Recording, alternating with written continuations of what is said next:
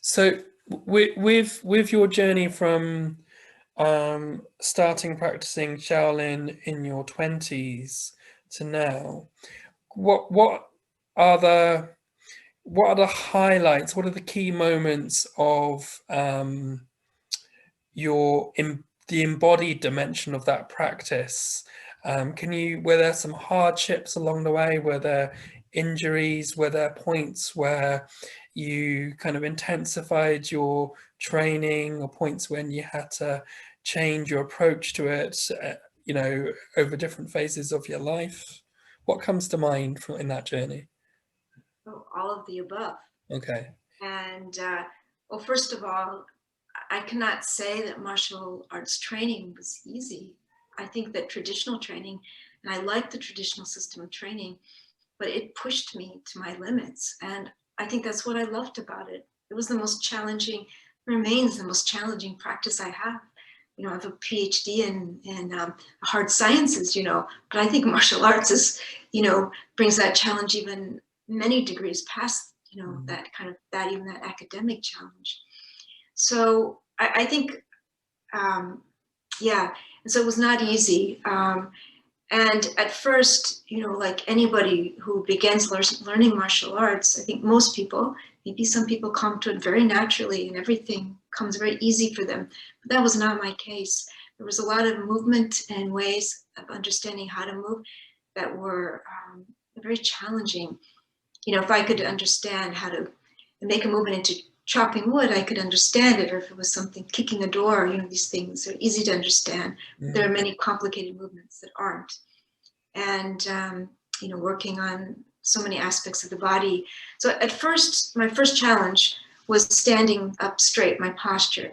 My first shifu would make me stand 10 minutes, come early 10 minutes every day. And you'd have a stick and I'd have to put it behind my back, my arms behind it, like a broomstick or something like that, or staff. And I'd have to stand like this for 10 minutes before class to improve my posture. So that was my first challenge, and so there was a lot of challenges. I had troubles, even kicking, like jumping and kicking. And I remember it was so frustrating. It seemed like everybody could do that. They could jump and kick at the same time. And it was so hard for me. And I remember my teacher just like, he taught me a meditation that I could do that could help with that, so I could overcome that. So these were some things. Everyone struggles with horse stance, So I can't say that I didn't suffer the bitter suffering of horse stance and stance training. I think it's utterly miserable. Is there anyone out there who went in traditional training that didn't feel like, why am I doing this? What is this all about? This is crazy. Is this really how people train? So I think, from, these teachers, and sometimes it seems like your teachers, they know when you're hurting really badly, and they know how to push you in a way that's not going to hurt you, it's going to make you stronger. And there are some times that I even had injuries. I think, I've broken bones. I've had, my hands, when you practice sparring, I've gotten black eyes. I've been thrown across the room, almost killed a couple times. And, Wow. I think, I think with martial training, this is part of the training. And that wasn't unusual. It wasn't out of place. It might sound in these days when we're more careful about not being abusive or not being, too masculine in our training, or, there's the view of that training is changing all the time. There's more limits on how people train, but the traditional training of, sparring is a martial training.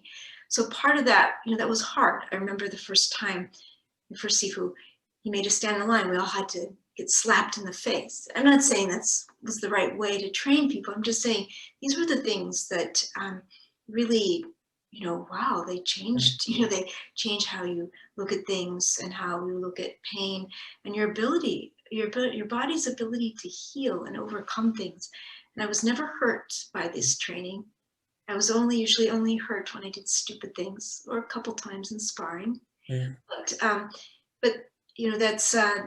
but I was never hurt by that hard training. So Yeah. I very clearly remember many stance training episodes that were very hard.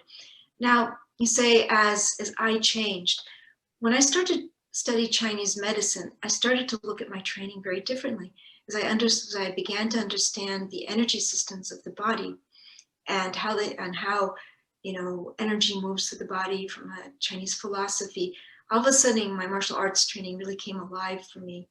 And I realized that actually the martial arts training was incredibly important for practicing things like acupuncture, and all the adjunct therapies that go with that. And also understanding herbalism. So the whole lexicon of traditional Chinese medicine is very ingrained, I think, in traditional martial arts training, Asian training, and mine was Chinese. And so as I began to understand medicine, then I started to think about my training and how I wanted to move my body differently, how I want to approach my training. And so and also, of course, I learned how to treat myself and how to do more repair work from injuries.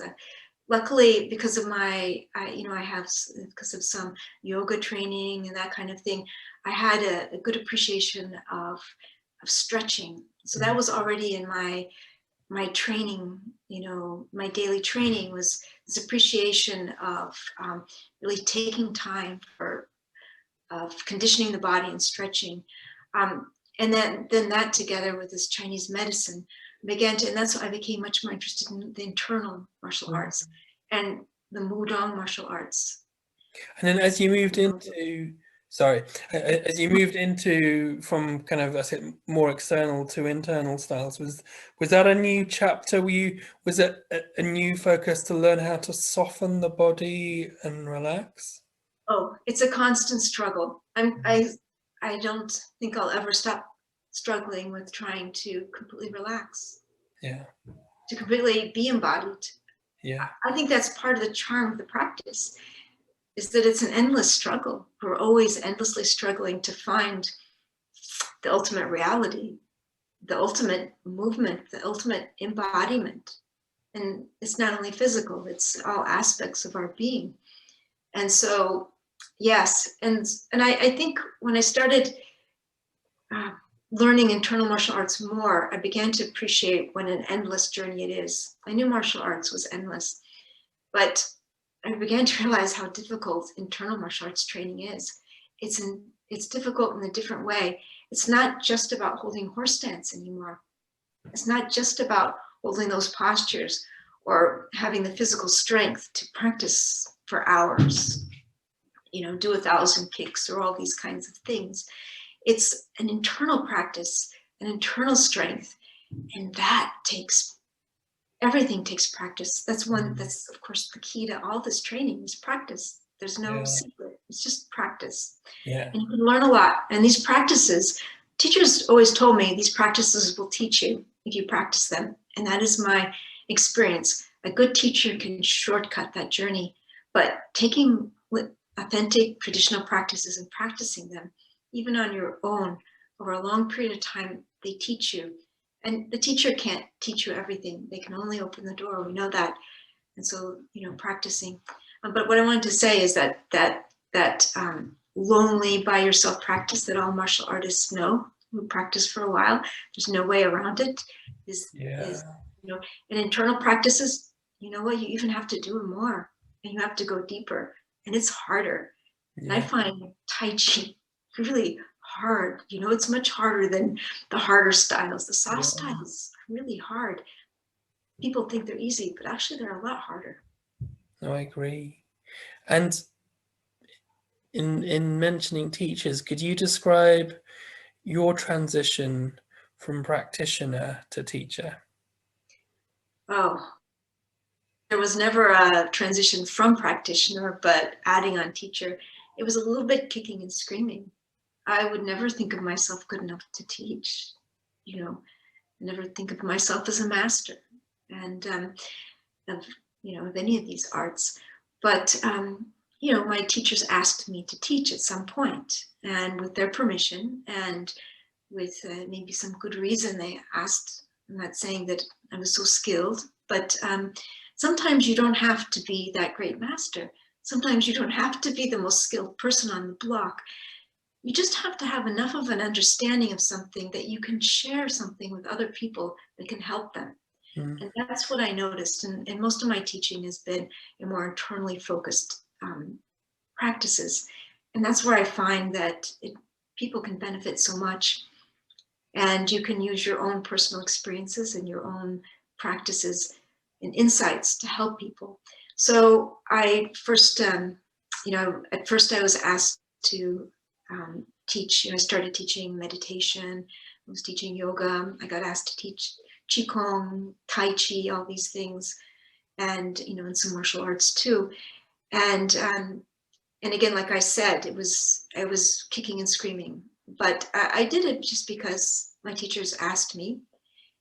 And then I did that, and I saw that it benefited people. And so it was a good thing to do. So I didn't stop doing it. I kept doing it. Great.